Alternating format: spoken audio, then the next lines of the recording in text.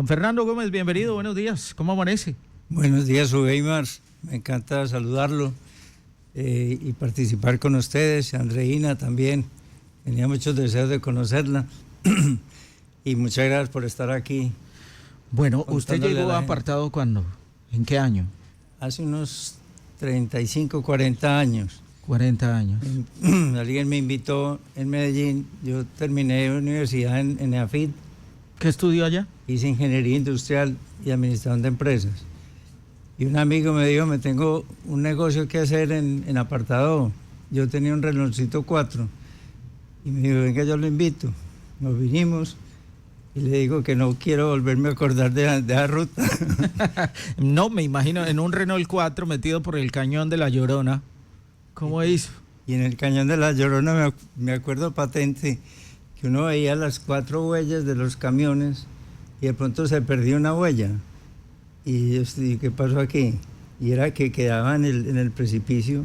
Se iba al volado. Sí, entonces seguía y al ratico aparecían las 4 huellas. Y dije, por Dios, ¿dónde estamos metidos? Sí, el paso por el cañón de La Llorona era ser atrevido, arriesgar la vida totalmente, se iban al río sucio. Y la famosa leyenda de La Llorona era porque ahí sopla, en ese cañón, sopla muy fuerte. Entonces usted se pone a oír y es como que un niño llorara. ¡Ay, ay! Sí, el sonido del cañón. Realmente pasar por allí era realmente arriesgar la vida. Pero bueno, usted llegó a Apartado y se instaló ¿dónde? Casi no llego.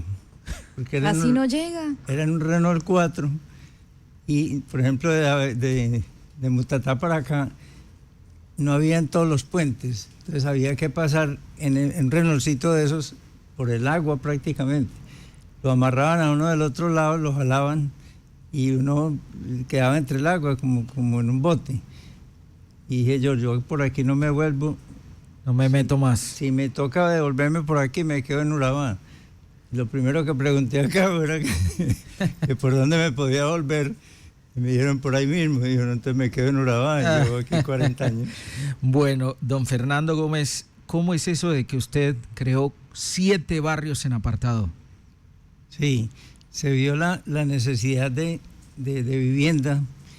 Y entonces dije yo, me vamos a implementar aquí un sistema de construcción.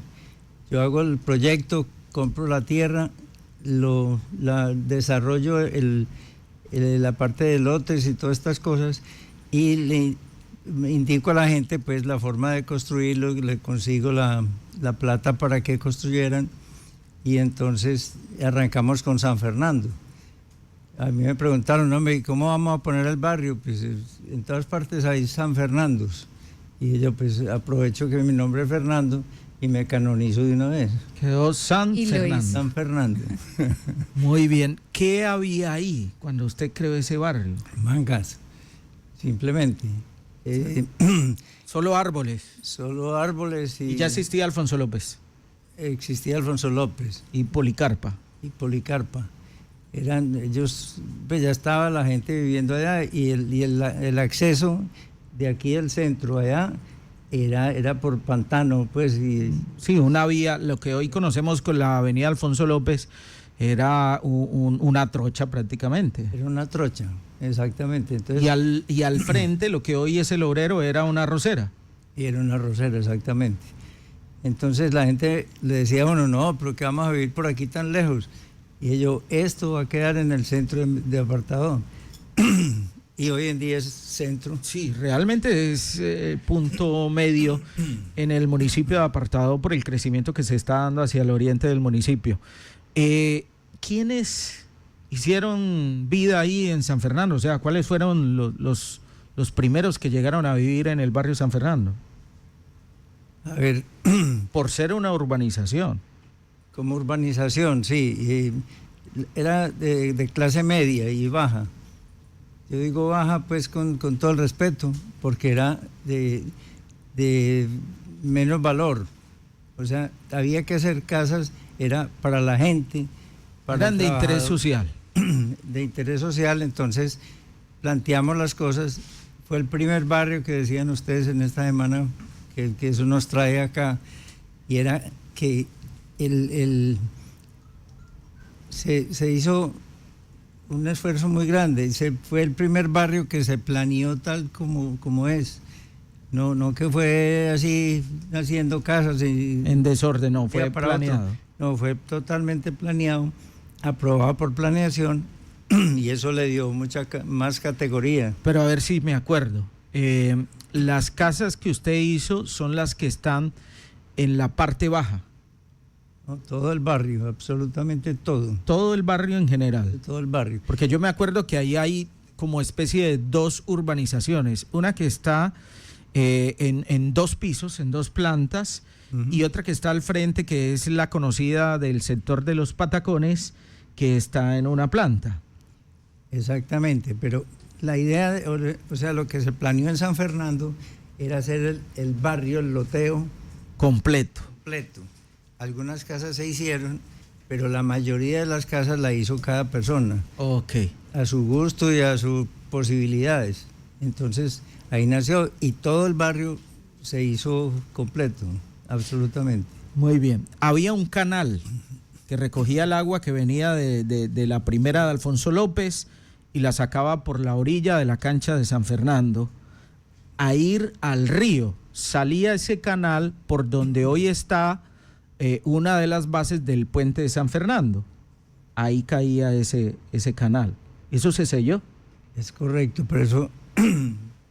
Por eso hoy se inundaban, porque ya hicieron pues un sistema de drenaje de agua lluvias, pero antes se inundaba por eso. Te voy a contar esa historia, es muy interesante.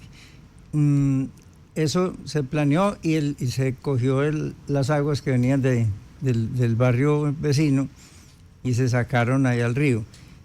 Eso nunca se inundó en los primeros 20 años, hasta que un alcalde, no me acuerdo quién fue, dijo, vamos a hacer un puente. Es excelente idea, pero se le olvidó que eso puente había que hacerlo más alto. Eso fue Mario Agudelo.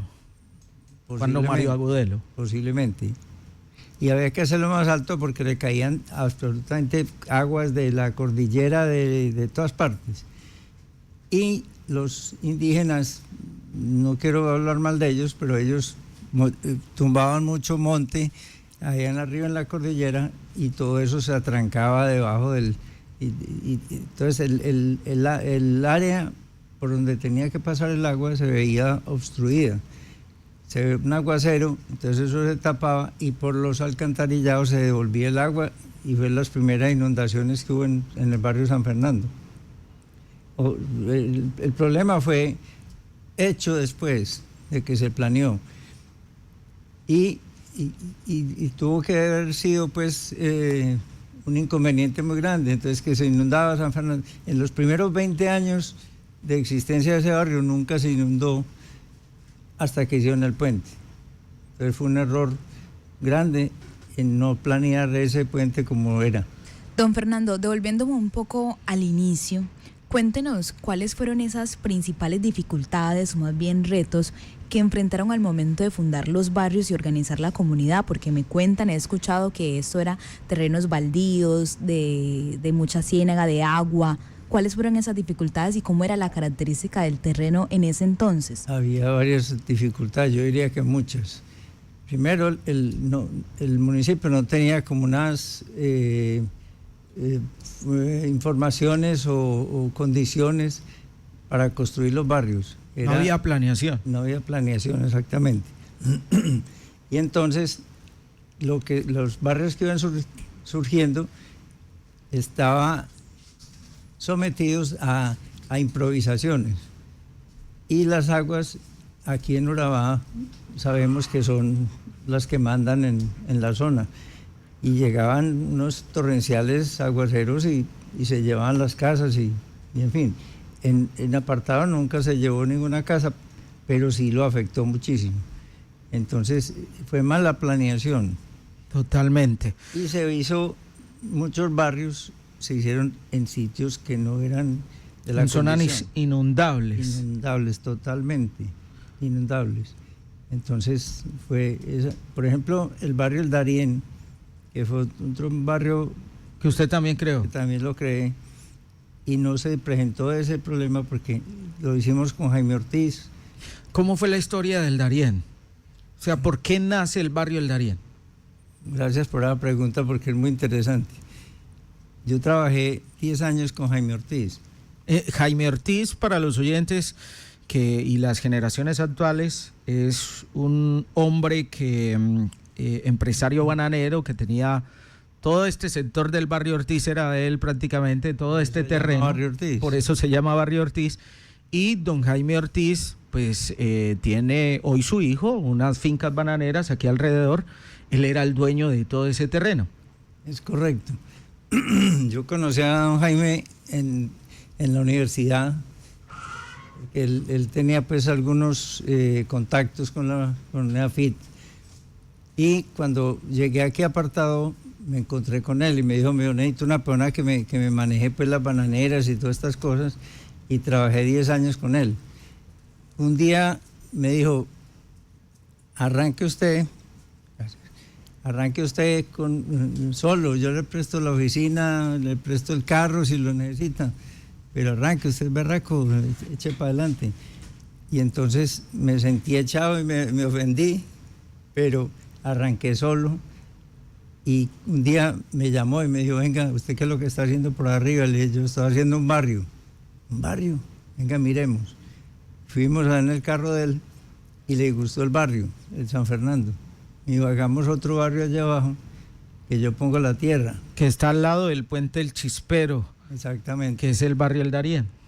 Exactamente. Entonces, me llenó mucho de alegría, pues me dijo, venga, hagámoslo, claro que sí. ¿Y por qué se llama El Darién? El Darién, usted sabe que el Darién, qué buena pregunta. Darién, los indígenas que vivían aquí en el lado de Antioquia, veían que todos los días salía un sol nuevo, para ellos era un sol nuevo, que nacía, y al frente, en la cordillera que se ve al frente, se enfermaba y se moría. Entonces, dar es sol y enfermo, para que todo el mundo conozca qué quiere decir Darién, porque Darién es por todas partes. Sí. Darién. Y eso es territorio del sol poniente, o territorio del sol enfermo. Y eso, por eso se llama el Darién. Y él le sonaba, y a todo el mundo nos suena muy lindo ese nombre. Entonces me dijo, hagamos el barrio, pero lo ponemos el Darién. Y entonces, esa fue el nacimiento. Hicimos el barrio, lo vendimos relativamente fácil porque se necesita mucha vivienda y era como de más clase, un poquito más alta que San Fernando. Ok. ¿Y cuántas casas se hicieron ahí en el Darién? Hicimos como 60 casas. 60 casas. Y cuando fuimos a liquidar, quedaron 5 lotes, me acuerdo perfectamente. Y él me llamó y me dijo, Fernando, ¿qué hacemos? Pues, ¿usted queda con esos lotes o qué quiere? Y yo ya tenía en mente trabajar la hotelería. Entonces le dije, hagamos una cosa, que es usted con esos 5 lotes y me da la casa vieja esa que hay en la esquina donde hoy es el Hotel Emberá. Entonces, ya enseguida vamos a entrar ahí a la historia del Hotel Emberá, porque ahí hay una historia también bien interesante para contar.